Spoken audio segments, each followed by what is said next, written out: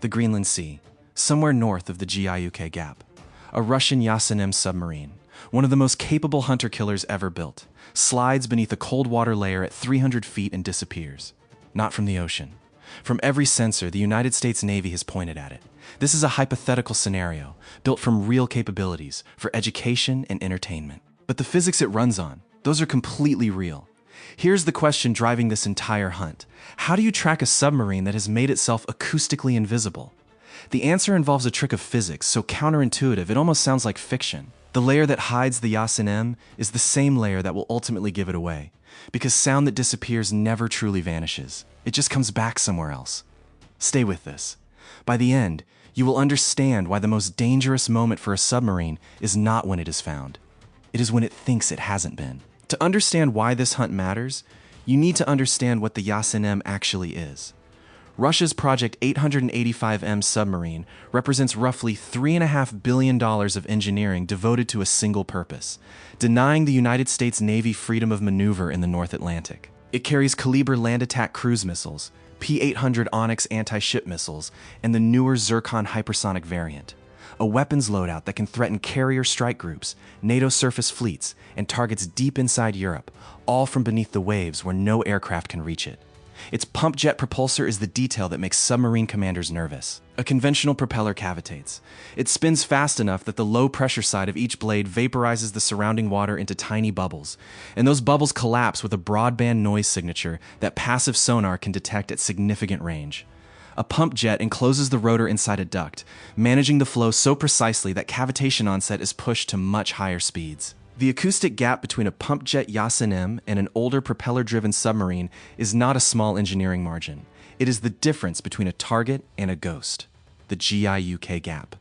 Greenland, Iceland, United Kingdom is the choke point. Every Russian submarine leaving the Kola Peninsula for the open Atlantic must pass through it. NATO has spent decades building a detection architecture across this gap. Fixed hydrophone arrays on the seabed, P-8A Poseidon maritime patrol aircraft seeding sonobuoy fields, and attack submarines like the Virginia-class positioned to intercept anything that tries to slip through. The system worked well against the noisy diesel submarines of an earlier era. Against a Yasen-M running deep and slow, it is being tested at its limits.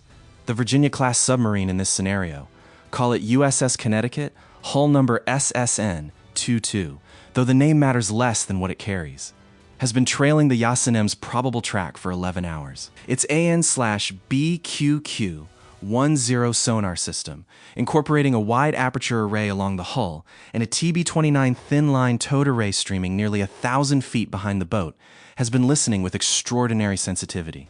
And for the past 4 hours, it has heard almost nothing that resolves into a definable contact. Almost nothing. That distinction matters. Here's the first mechanism you need to understand, because it is the foundation of everything that follows. The ocean is not a uniform medium. Water temperature, salinity, and pressure all affect the speed of sound. And in the Arctic, these variables create a layered structure as distinct as geology. Cold water near the surface slows sound down. Slightly warmer, saltier water at depth speeds it back up. The boundary between them, the thermocline, acts like a refracting lens. Sound waves traveling downward hit the thermocline and bend back up. Sound waves traveling upward bend back down. The result is a channel that traps acoustic energy and guides it horizontally over enormous distances. But that same physics creates a shadow zone directly below the thermocline. A submarine running beneath the layer, at roughly 300 feet in these Arctic waters, sits inside a region where sound from above cannot easily penetrate. The thermal gradient refracts incoming acoustic waves away before they reach the submarine's hull.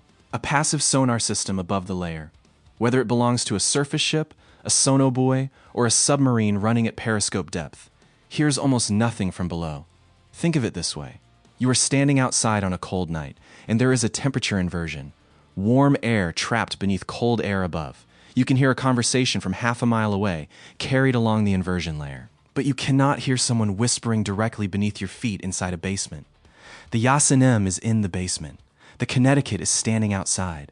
The Yasen-M's captain knows this. He has put his boat precisely at the depth where the physics protect him most, slow enough to minimize pump jet noise, deep enough that the thermocline shields him from anything above. From his perspective, he has achieved what submariners call a layer advantage. The American boat should be acoustically blind. He is, for all practical purposes, invisible. What he does not know is that the Connecticut's commanding officer has been playing a different game entirely. 3 hours ago, the Connecticut Sonar team picked up something. Not the Yasen-M itself, not a blade rate, not a reactor coolant pump harmonic, not any of the specific acoustic fingerprints that identify a particular submarine. What they picked up was an absence, a gap in the ambient ocean noise field, a shadow in the acoustic environment that had the shape and movement characteristics of something large, displacing water, traveling northeast at roughly 8 knots. You can fake sound. You can broadcast false tonals, run noisemakers, use a decoy. You cannot fake the absence of sound. The way a large metal hull moving through water displaces the ambient biological and current noise around it, creating a hole that a sensitive enough receiver can detect as a negative space. I spent time working through how modern passive towed array processing actually handles this problem, and the detail that keeps coming back is this. The TB29 array is not just listening for the Yasen-M, it is listening for the shape the Yasen-M makes in the ocean. The difference between those two statements is the difference between finding a flashlight beam and finding the shadow it casts. But the negative contact was enough to give the Connecticut a bearing, not a range, a direction. A line drawn across the ocean that the Yasen-M is somewhere along, at some unknown distance. To find the range, the Connecticut needs more. And getting more requires a move that carries its own risk. The commanding officer orders a depth change. The Connecticut rises from its current depth, below the layer, where it has been conducting a reciprocal surveillance mission, up through the thermocline into the warmer water above. This is not a simple maneuver. Rising through the layer exposes the Connecticut's own acoustic signature to any sonar system the Yasen-M might be pointing upward. For approximately 90 seconds, the Connecticut is more detectable than at any point in the past 11 hours.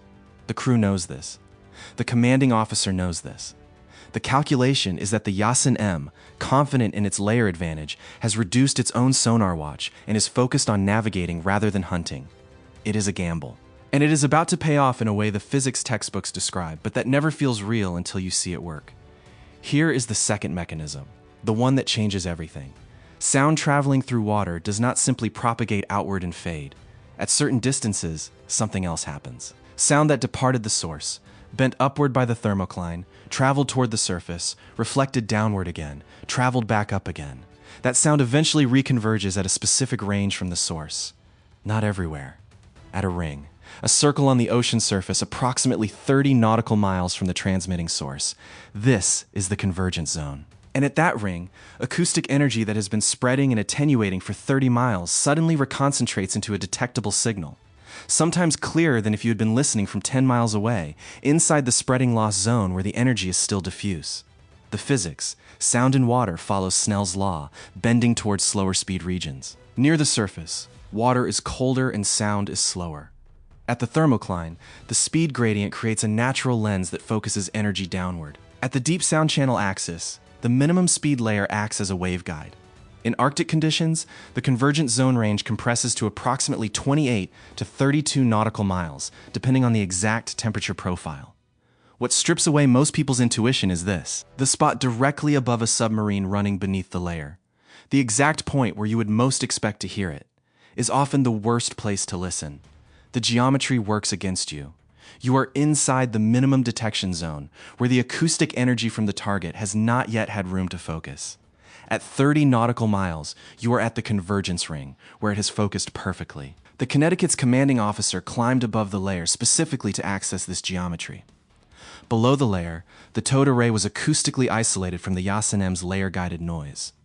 Above the layer, pointing its TB29 towed array toward the bearing established by the negative contact trace, the Connecticut can now listen at convergence zone range. The strangest part of this entire scenario, and this genuinely surprised me when I worked through the geometry, is that the Connecticut is now more likely to hear the Yasen-M at 30 nautical miles than at 5. Distance, in this case, is an advantage. The sonar operators are running the bearing. The TB29 is streaming aft, its hydrophone array sampling the acoustic environment 60 times per second, feeding data to the AN/BQQ10 processing system, which applies beamforming algorithms to separate directional signals from ambient noise. The display in the sonar room shows a waterfall, frequency over time, a scrolling record of everything the ocean is saying. And then, at 29 nautical miles on the established bearing, a tonal appears. not a loud tonal. Not the kind of signal you could hear with your own ears. A narrow-band energy concentration at a specific frequency, barely above the noise floor, repeating at a consistent interval. The Yasen-M's reactor coolant system runs pumps. Those pumps have a rotation rate. That rotation rate produces a harmonic, faint, but consistent. At convergence zone range, focused by the physics of the Arctic water column, it is enough. The sonar supervisor calls the contact. The fire control team begins building the solution. Here is what real shadow war looks like from inside a submarine. It is not the torpedo room. It is not the weapons console. It is the fire control party around a plotting table, working a target motion analysis problem with incomplete data, trying to extract range, bearing, course, and speed from a passive acoustic contact that gives you only bearing over time. The math is this. If you know a contact's bearing from one position, and you move your own ship to a new position, and you take another bearing, the geometry of those two lines of bearing intersecting gives you an estimated range. But the estimate only works if your own course and speed are precisely known, and if the target has not maneuvered. The Connecticut drives a deliberate leg, maintaining its own course and speed precisely for 15 minutes, gathering bearing data, then turning to open a new angle on the contact. The sonar operators track the tonal through both legs. The fire control computers calculate the crossing geometry. At 43 minutes after initial contact in the convergence zone, the Connecticut's fire control party establishes a firing solution. Not a rough solution, a refined solution. Range within 6%, course within 2 degrees, speed within 1 knot. Most people assume the hard part of submarine warfare is the torpedo. It isn't. The hard part is the 43 minutes of patient geometry that precedes it. Here's the take that will probably get pushback. The Yasen-M's layer advantage was always going to fail, not because Russian engineers miscalculated the physics, but because they optimized for the wrong detection geometry. A system that is invisible at short range and detectable at convergence zone range does not protect you from a patient hunter. It filters out the impatient ones. The United States Navy, by doctrine and by training, is not impatient. Put yourself in the Yasen-M captain's position for a moment. You are running beneath the layer, confident in your concealment, monitoring your own sonar, hearing nothing that indicates a threat. Your boat is quiet. Your depth is correct. Your speed is controlled. By every metric your training has given you, you are safe. What you cannot hear is an American boat 30 nautical miles away, above the layer, listening to the sound your reactor pumps make as they echo off the convergence zone's acoustic lens. The gap between what the Yasen-M captain believes and what is actually happening. That is the entire story. The Connecticut holds the firing solution for 7 minutes. 7 minutes during which 2 MiG-48 AD-cap torpedoes could be in the water. 7 minutes during which the Yasen-M continues northeast at 8 knots, completely unaware that it has been ranged, tracked, and categorized. 7 minutes that are, in the language of deterrence, a proof of concept. Then the Connecticut's sonar team detects something that changes the tenor of the hunt. The Yasen-M's tonal shifts. The frequency changes slightly. Not much, but enough. The target's propulsion system has changed its power state. The Yasen-M is accelerating. And then it turns. Not toward the Connecticut. Away. A course reversal. Pulling south. Back toward the layer's protection. Back toward deeper water. Back toward Norway's continental shelf where the acoustic environment becomes cluttered and difficult. The Yasen-M captain does not know he has been tracked.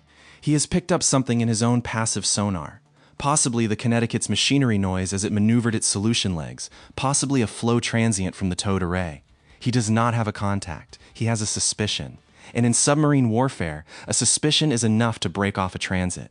What makes this moment significant is not what the Yasen-M does. It is what it doesn't do. It does not go active. It does not ping with its own sonar, which would immediately locate the Connecticut, but would also broadcast its own position to every sensor in the GIUK Gap.